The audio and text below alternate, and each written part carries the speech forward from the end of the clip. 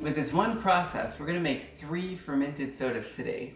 Oh, it's so good. Those are definitely bubbles. Yeah, those are bubbles. Welcome back to the Fermentation Adventure. We have made all kinds of fermented drinks, but this week we are showing you one of the easiest ways to make a fermented soda with almost any flavor.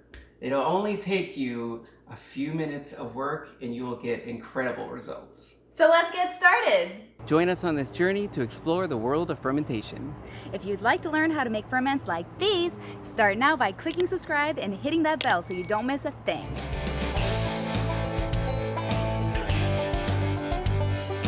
What makes this method so easy is that it's made with store-bought juice. With this one process, we're gonna make 3 fermented sodas today. Cranberry, apple soda, and a lemonade. But they're gonna end up tasting quite different than you expect. With something like our cranberry juice, it's gonna end up tasting more like a spiked punch.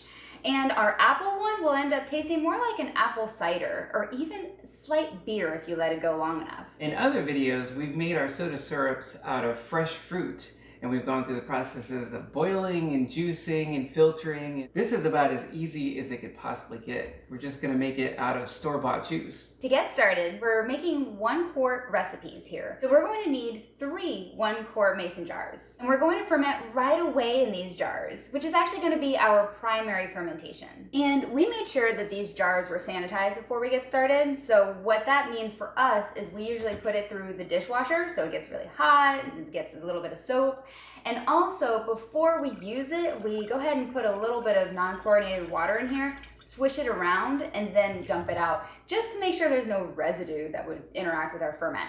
We want these to be as clean as possible so you're starting fresh. So since we're getting dead juice or pasteurized juice, the first ingredient that we're gonna use is a starter culture to bring those dead juices to life. And we're going to be using our ginger bug today. Our ginger bug has been hibernating in the refrigerator and we just took it out. This is actually about a year old, a little over a year old, and it's actually still kind of bubbly when you kind of shake it. It's bubbling. I know. If you don't have a ginger bug starter yet, we'll put a link at the end of this video and also the description below, because you can make so many different kinds of sodas with it and it's so easy to make. So getting back to this recipe, we're going to be using a 1/4 cup of our ginger bug starter culture in each recipe, so in each mason jar. And we're going to give this ginger bug a good stir before we use it because we want to make sure that it's uniform. And I also like to use a little strainer when pouring our ginger bug into our juice because that way we don't get any extra big ginger pieces. Now we just have to put our ginger bug back in the refrigerator for more hibernation. What's going to happen is these are going to eat sugar and then produce all the fizziness that you would normally think of in a soda.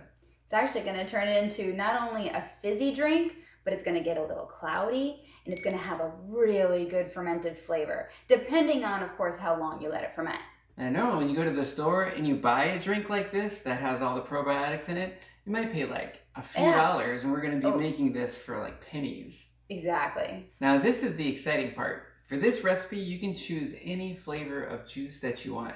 So for this recipe, it's only a 2-ingredient recipe. We recently went to the store and picked up some juice. After looking at the selection, it looked like we were best suited for a cranberry juice, the apple juice, and a lemonade. So we picked some up, and it is time to pour these in. You can pick any other juice. I was also eyeing the Concord grape juice. I think that would be a good one. And there was a really good looking fruit punch that had like guava in it. That sounds amazing. Yeah, and even some of the fresh juices that were refrigerated, you could probably even use those also. There's a few caveats. Here are the items to look for when buying juice in the store to make this recipe. You want to look at the ingredient list. Now this is really important because you don't want any juices that have any kind of preservatives in it. It might actually kill the ginger bug or hurt it. And you're trying to make something that's alive. You don't want something that preserves. Some of the ingredients that you don't want though, say if you look and see sodium benzoate, you'll see that in a lot of sodas. You don't want that. You don't want any kind of metabisulfite. Or if you see something that you maybe don't recognize and it says for freshness, that's definitely a no-no. And really, in the end, you're not going to know whether it works or not until you try it, which is why we're starting out with 1-quart mason jars. And I think this is going to go pretty well. Some of the ingredients that are okay would be something like possibly natural flavor, Ascorbic acid, that's okay. Citric acid, it's probably okay because it's just vitamin C. Along with juices, you can probably also use flavored waters. But another caveat to this is you want something that does have sugar. And normally people are a little freaked out about too much sugar, but this starter culture is going to eat the sugar and it needs fuel. So if you pick a flavored water that doesn't have any sugar, then you're going to have to add sugar. And whether you're looking at natural sugars or if it has added sugar in the ingredient list, either one is good. The consistency of the juice. You don't want a really thick, maybe smoothie-like juice or pulp, for example. If it sits on the top of your ferment, it could potentially get mold. And we just want to avoid that and have a nice clear juice at the end. All that's left to do is pour this juice into our mason jars, and we're gonna fill it right up to the rim of the jar.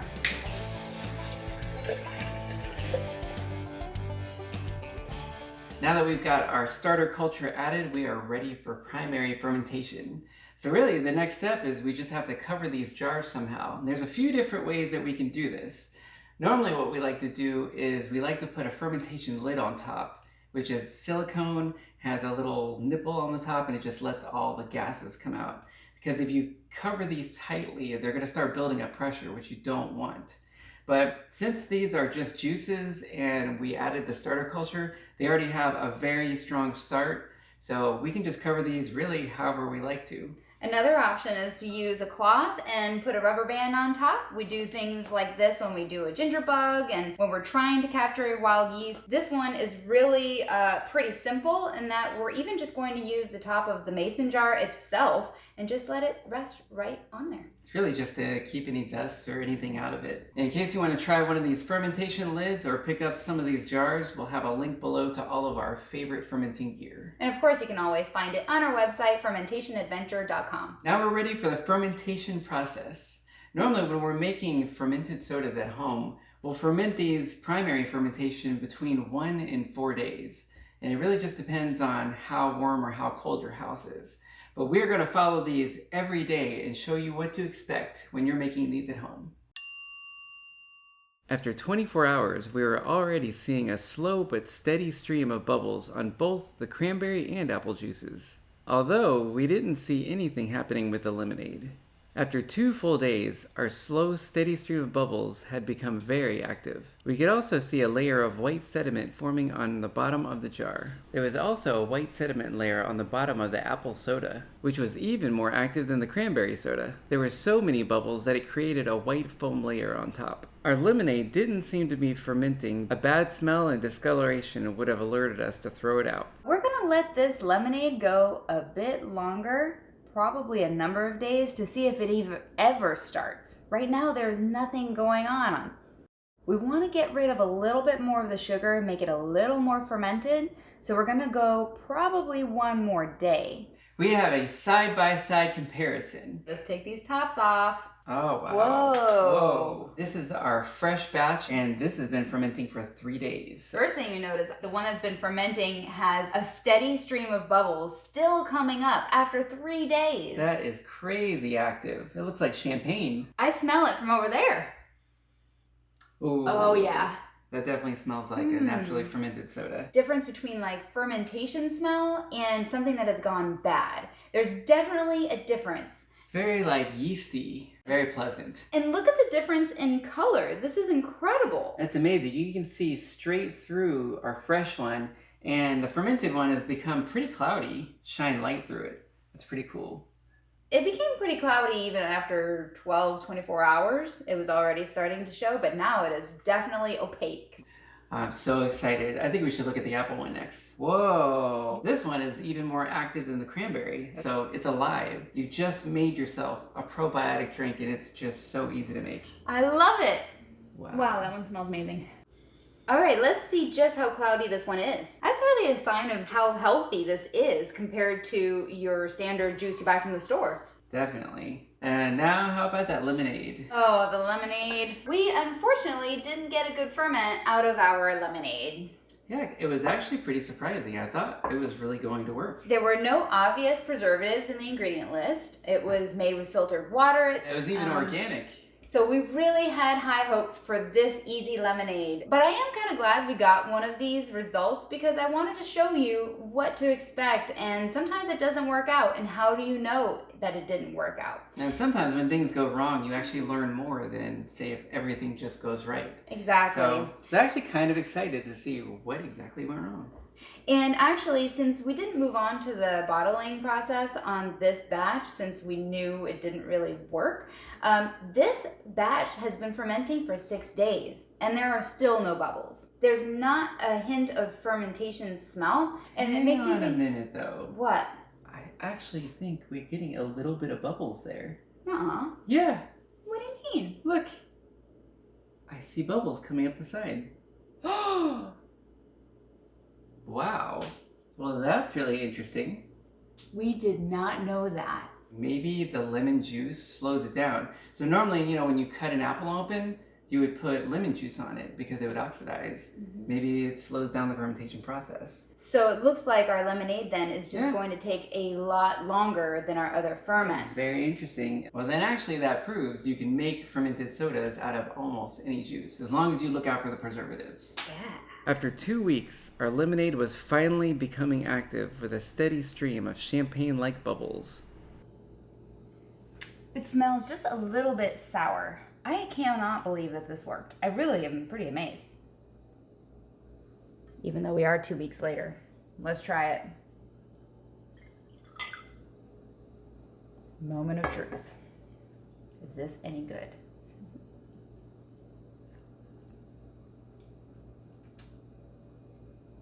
Oh my gosh. That's really delicious.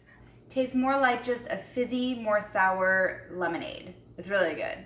These are actually ready to drink now. And how would we know that? You would know by using the 3 different tests that we did. So either they look good, or they smell good, or the big one is if you see bubbles coming up. Once you see bubbles, that means you're getting fermentation. If it's warmer where you are, it's going to happen a lot faster for you. So watch out for that, especially in the bottling process. And also know that, like the lemonade, some processes might take longer if it's cooler in your house. Now we're going to be moving on to the secondary fermentation stage on these ferments. Now this recipe, each mason jar makes 2 bottles. And to carbonate, we're going to use these flip-top bottles to build pressure. You have to be very careful about pressure. So what we like to do is one of the bottles, we like to use a plastic tester bottle, and the other is a glass bottle. Now the reason we use the plastic tester bottle is so you can squeeze it and find out how much pressure is building up in these glass bottles. The glass bottles, they can turn into bombs and explode, so be very careful. And for this batch, what we're going to do is actually use 2 of the glass bottles, but we're going to burp them every 12 hours. Did we mention it's because we ran out of tester bottles? Yes, we've been making so much soda, we actually ran out of tester bottles. As long as you burp them every so often. Yeah, if you want to do every 6 hours and see how quickly the pressure is building, you'll have a pretty good idea on that first 6-hour burp. And another tip to make sure that you keep all your ferments as healthy as possible and you don't get any weird bacteria that cross-contaminates is to give a quick rinse, just like you did your mason jars, with non-chlorinated water. I think I'm ready for some soda, so let's bottle this up. All right, let's start with our cranberry. Oh wait, I almost forgot. We definitely want to give it a stir. The lees, which is all of the byproduct of the fermentation, and also just some of the bacteria and yeast, they're sitting at the bottom right now. Get it all uniform so that our bottles are about the same. Whoa. Whoa. We want to make sure to fill these to about the same level also. That looks pretty even. Now, of course, we want to cap these. And lastly, we don't talk about this often, but it's something we do every time we make a ferment. We'll put a little sticker, a piece of masking tape, just right on it, with the date and what it is. You want to remember when you made it. And it's important to burp them over time, so it's really important to know just how long they've been fermenting. And we want to do the same process with our apple juice. My sticker.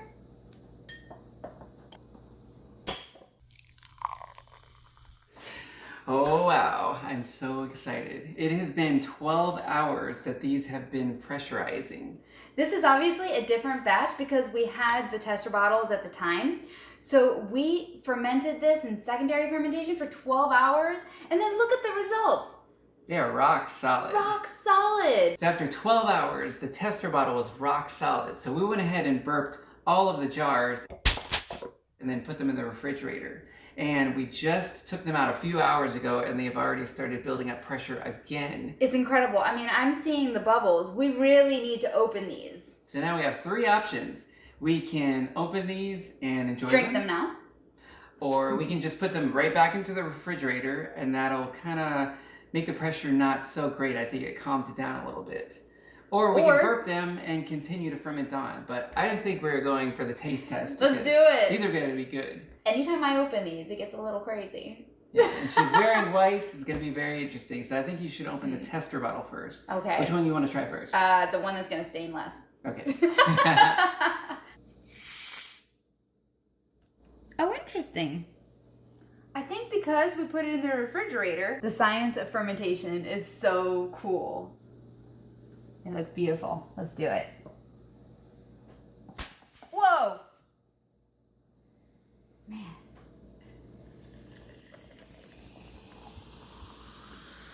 Oh my gosh. That's crazy! That is an insane amount of bubbles. Whoa.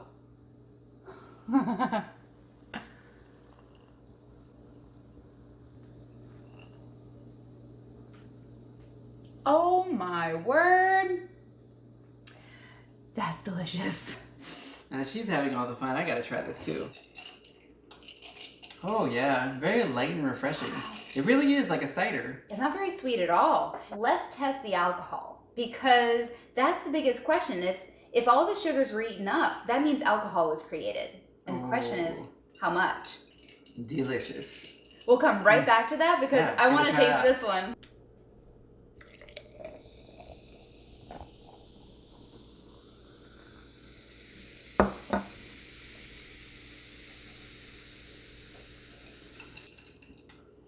Ooh, yeah. Isn't it good? Yeah, normally cranberry juice is a little bit too tangy for me, but this is good. It still has that tang to it, but all the fizziness, and it's definitely not as sweet as it was before. It's That is delicious. good. I think I'm feeling a little tipsy. Well, we did talk about how there is definitely some alcohol in here. Very curious to find out how much is in here. Well, let's do it. After 3 days of fermenting, we used a hydrometer to estimate the alcohol content in our sodas. And we were surprised by the results. Can't see. It looks like, Really? Whoa. So after about 3 days of fermentation, both of these are just a bit above 3% alcohol.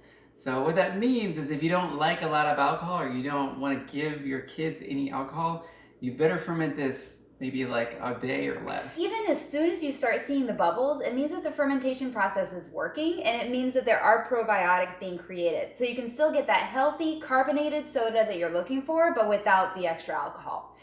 On the other hand, if you want a lot of alcohol, continue fermenting this. I'd be curious how strong this gets, but the flavor is really good right now. So Yeah. I think we'll probably go about 3 days and then bottle for, 12 hours. Yeah. We hope you guys have loved this super easy method of making fermented sodas. And be sure to share this with your friends and family because this is about as easy as it gets. If you love fermented sodas, fermented drinks, be sure to give this video a like. And we appreciate every one of you that have subscribed to us. Get out there And create some culture.